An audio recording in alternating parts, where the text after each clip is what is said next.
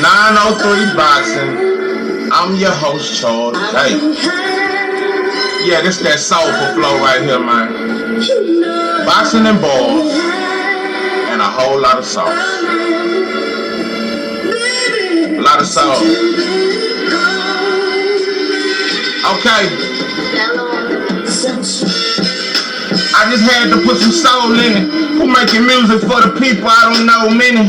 Yeah, we the underdogs, but this gonna be a cold finish. I'm feeling like a scene rapping. Remember when it stole in it? 5 on the 8, I damn near did the whole sentence. Ate so much cold chicken, I couldn't imagine it smothered. If you ain't from the streets, you couldn't imagine the struggle. Imagine a mother with 5 kids, no dad in the puzzle. Hold up, now we back in the gutter. Passionate lovers, when I lost my dad, I had to recover. Hold up, wait again. I tried to talk about the past and I stutter. Yeah, the cash was recovered, but for Keisha, I give my last just a hug. How can you love me when you laugh at your brother? I feel like that's telling. I'm fighting for redemption like Joe Louis versus Max Schmeling. If nothing else works, I'm back selling. Ain't too many options for a black fella. Moment of silence.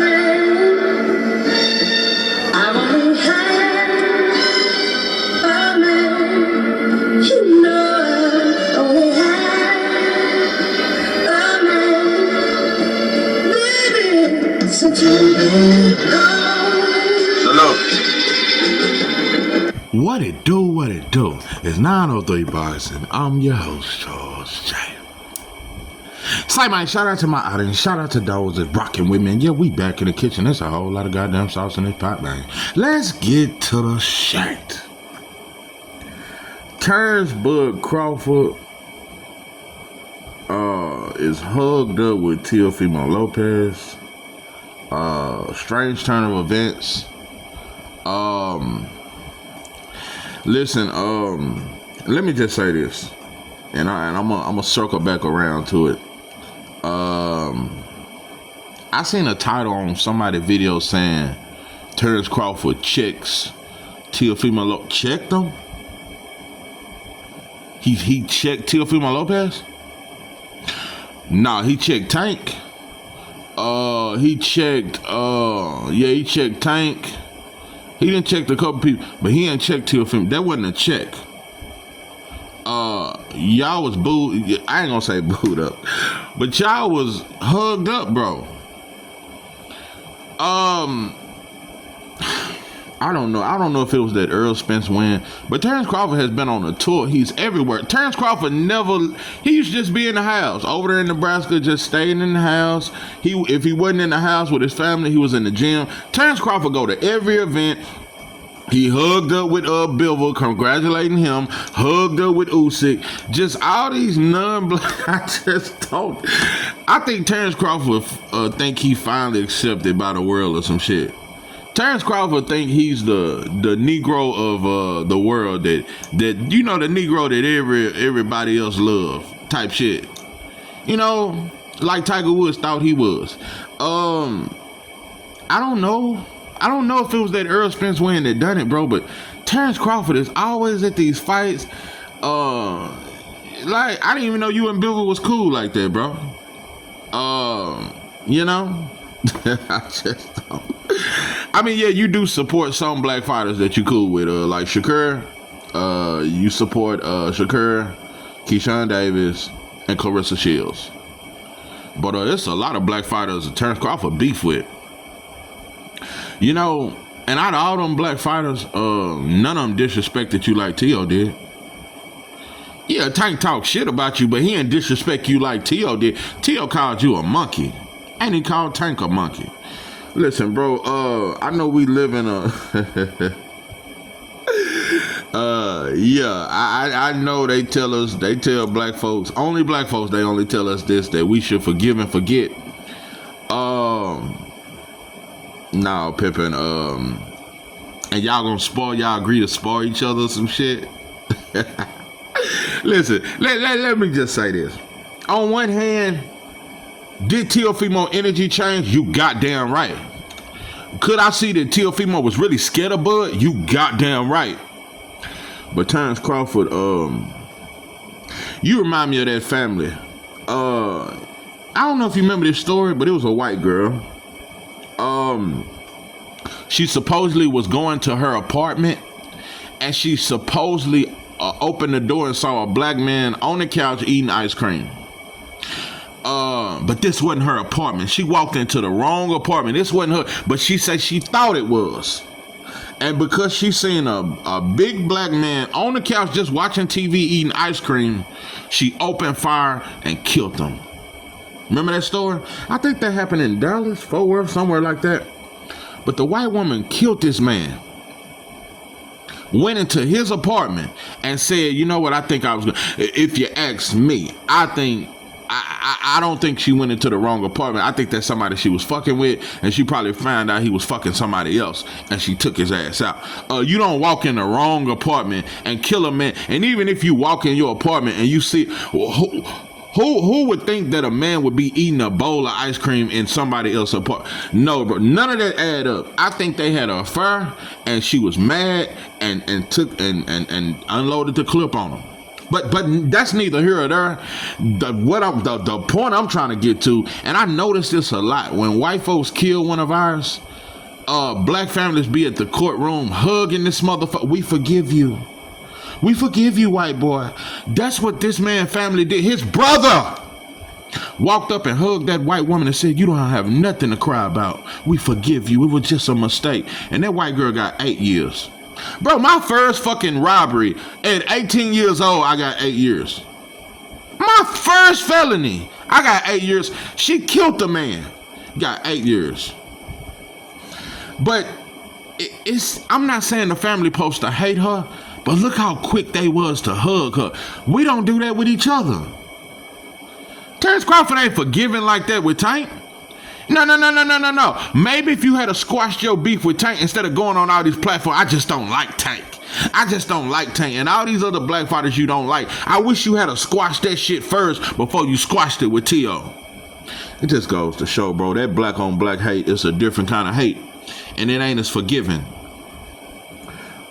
That same black family that hugged that white woman, if a Crip or a Blood had a shot, they brother shot their son, they would have never forgave him, and they would have told the judge, get that motherfucker the electric chair. We so forgiving with others, bro. This is a teachable moment. Terence Crawford, I've been saying this for a while.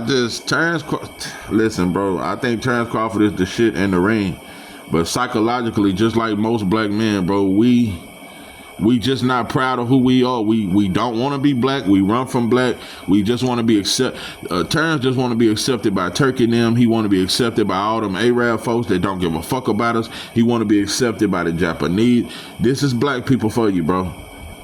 Black people don't care that other people own stores in our neighborhood. We don't care as long as you like us, as long as you smile at us when we come in and, hey, how are you doing today?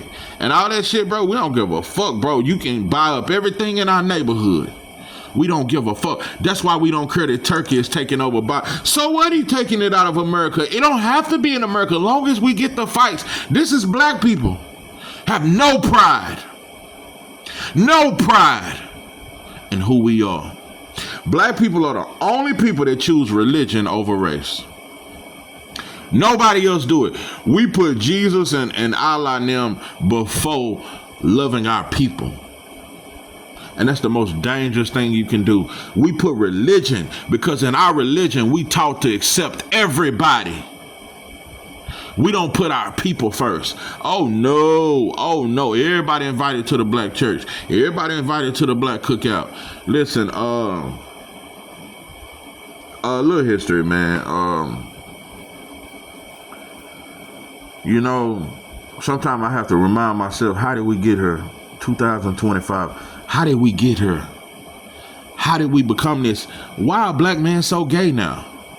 Why do black women want to suck on why what the fuck happened to us? Why do black men want to be women, and why do black women want to be stronger than they man? Brief history. Why do black people hate themselves more now than ever? Why are our kids killers? Why is all this molestation going on? Why is all this sick sexual shit? Why are black men so goddamn freaky? Why do black men want their ass played with? All kind of black men got shitty tongues and shit. What the fuck happened to us? How did we get this way? Why don't we love our kids no more? Why do our kids cuss us out? Why do our kids talk back? Why don't our kids respect us no more? How did we get here, black folks?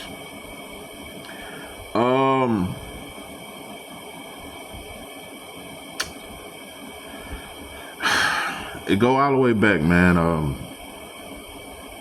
You know, even in slavery, our kids respected us. Even though we was property, even though we had to work for white folks sun up to sundown, our kids still respected us.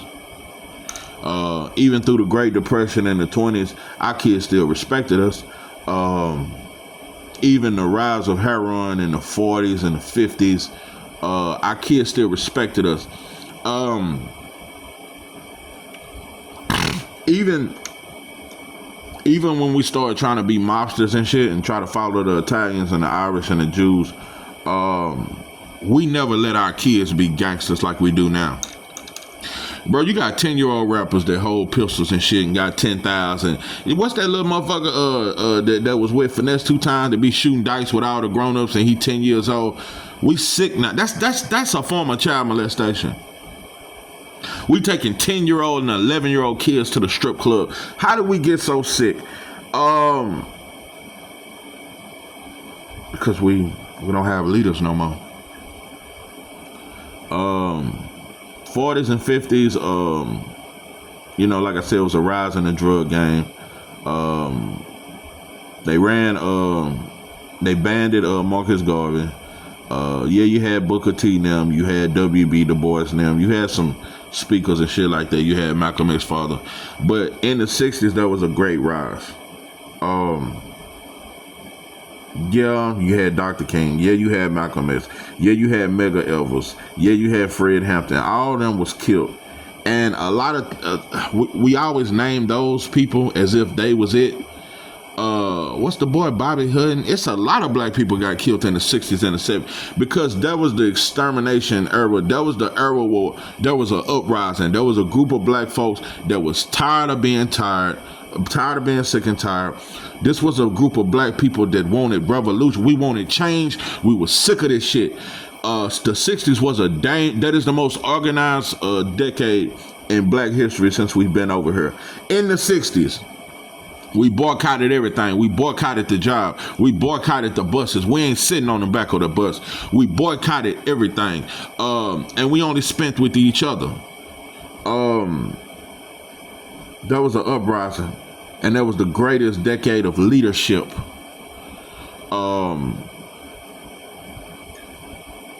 But all our leaders was exterminated. All of our movement was exterminated. And J. Edgar Hoover was one of the biggest contributions to that. The FBI, the CIA was one of the biggest contributions to that. They had to kill our leaders. They had to destroy our movement. In the 60s, bro, that's why I say they flipped Dr. King's whole message and turned it into some we just want to sit with white folks and we just want integration. That's all. It was never about that, bro.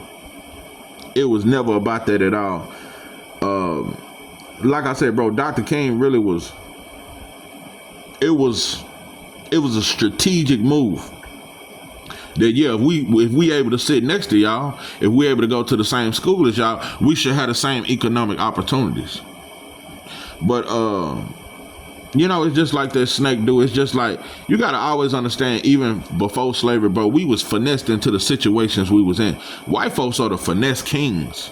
That shit we try to say we finessing and all. White folks have been finessing us way back when they went to. They finessed us. They've never been strong enough to just one white boy just beat the hell out of one black man and they just physically we couldn't do nothing with them. No, it was finesse. They finessed our leaders in Africa. Man, we building some over here, and you already had African nation versus the other African nations that didn't like each other. We didn't hate each other, but we didn't like each other. And when other African nations conquered another African nation, you did have what you call slaves, but it wasn't what white folks made us over here. It wasn't breeding farms. It wasn't taking advantage of our women and kids and men. It wasn't that shit. It wasn't feeding us to alligators and shit. No, Africans just didn't like other Africans. It wasn't hate though. It wasn't what them motherfuckers showed us over here. So yeah, white boy tricked us. Yeah, we want to buy some of your slaves, and we building some over here. By time you had all these breeding farms and all this shit over here, and Africans realized what the fuck white folks was doing over here, they had already invaded Africa by then, because they became strong. They became strong through all the money they acquired with the slaves in America. That's what made them powerful. The trading, the work we was able to do. So anyway, fast forward, they tricked us into that. They tricked us into this joining hands with white folks and the integration shit. They knew that we would lose all our businesses. They knew we would lose shit. They knew we would it would fuck us up economically. That's why they tore down Black Wall Street. When we worked together and it was just us, bro, we really didn't need white folks. And when they seen we was making so much money and we was spending and money was circulating through the community, every time we ever did anything great, every time it looked like we was finna rise out of the situation, what the devil do? Put something else into play, put up another roadblock. So even though we was fighting in the 60s, you still had the heroin game was vicious. You still had, but it wasn't nothing like it is today. But you still had drugs, bro. You had a lot of junkies. You had a homeless rate that was really bad. You had a lot of poverty, but psychologically we was much better men. Psychologically, we knew what we needed to do, and we understood what it was gonna take for us to get up out of this. But when you destroy the leaders,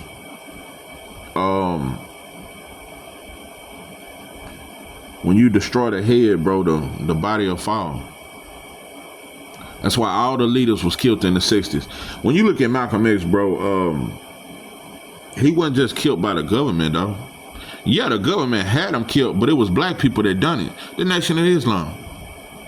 Why do you think Elijah Muhammad was never killed? Out of all the black leaders, why Elijah Muhammad wasn't killed? Why Farrakhan was never killed? They worked with the government. The Nation of Islam was so jealous of Malcolm X because the Nation of Islam really wasn't shit. When Malcolm X got out of prison, he turned the Nation of Islam into some worldwide shit. He started building mosques all over the country. Yeah, Elijah Muhammad had some shit going. He had a few barbershops, a few hangout spots. A couple pool halls or some shit. But Malcolm X turned the Nation of Islam into some global type shit. And the jealousy. That's why I believe that Elijah Muhammad worked with the government to take out Malcolm X. Like I said, out of all the leaders, Elijah Muhammad wasn't killed. None of his sons was killed. Farrakhan ain't. That's why Farrakhan been here long as he, because he's just talking. He wasn't the threat that all them brothers. He wasn't the threat that Mega ever was. He wasn't the threat that George Jackson was. He wasn't that kind of threat. These dudes was revolutionaries. Now, Elijah Muhammad was a dude that was just about his money, doing his shit. He talked some good shit, but he worked with the government, in my opinion. That's why he was able to mess with all these little girls and never went to prison for it. Because he was a pedophile. Listen,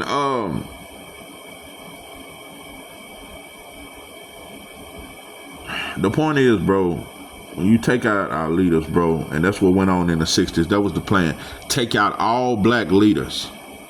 The Black Panther Party was the last movement we had. They started in the 67, somewhere around there. By 72, it was over with. 5 years, the Black Panthers was destroyed. They either ended up on drugs or prison. They ended up on drugs or prison. Even Huey P. Newton ended up on crack. The 60s was the most vicious decade probably since we've been here, because they killed the leaders. Then we integrated. We got worse off. By the 70s, heroin even picking up even more. And then, listen, if you ever want to know what happened with black folks, listen to the music. Listen all the way from the 40s to the 50s with Ray Charles and them. Listen to the 60s with Otis Redding them and all that third. And listen to the 60s with Al Green them. Look how the music changed in the 70s. See, in the city, we fight the power and all that shit. We was talking some rap. By the 70s, music started changing. It started changing. Then when you look at the 80s, look at Rick James, Prince, Freaks. Because by the 80s, we was freaks. Look. So the 70s, you destroy the Black Panthers in the early 70s. Then you take trades out of the schools. So now you're raising a generation of boys, and a lot. And the 70s was the rise of the prison system. They built more prisons between the 60s and the 80s than any era. They was building prison after prison after prison because more black. And it started with, bro, you steal a block of cheese, you get 50 years. You steal something out the stove, 50 years, 40 years. They was given outrageous time. Man, George Jackson was locked up for I think he stole something out of a store or something. He did like some little bullshit robbery, and they his first time offense, and they gave him a bunch of time. Like they was giving out a bunch of time in the 70s. So they was locking black men up. Now you got black women. That was the start of raising kids on their own. Also, you got the women's rights movement, which white women somewhat started, but had black women convinced that women's rights, we need the same rights as men. We can do what a man can do, and we don't need our men. So while black men are going to prison, you got black women the first generation of them saying, I don't need a man. That started in the 70s. So while black men are going to prison, black children are being raised by women, and you got black women saying, I don't need a man. So the government started giving out checks to women, giving out little grants and little shit like that to women. So by the time the 80s hit, what they do? Crack. You got crack. And then you got AIDS. So you got crack, which destroyed the community. Now you got kids selling drugs. Now you got women all on the street. You got prostitutes all on the street. So to be continued.